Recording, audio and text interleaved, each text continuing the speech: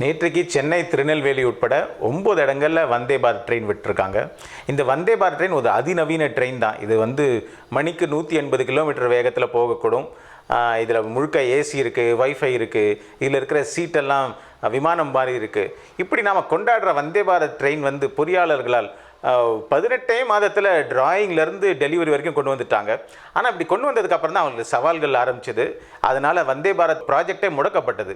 அதிகாரிகள் மத்தியிலேயே இருக்கிற போட்டி உணர்வு, பொறாமை, இதெல்லாம் இந்த ப்ராஜெக்ட்டுக்கு முட்டுக்கட்டை போட்டது.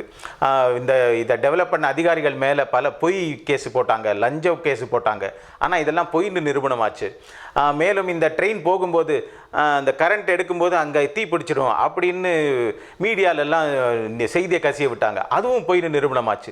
இது என்ன காட்டுதுன்னா, இந்திய அதிகாரிகள் அமைப்புங்கிறது புதிய கண்டுபிடிப்புகளுக்கு ஒரு இடம் தராத அமைப்பாக தான் இருக்குன்னு சொல்லலாம்.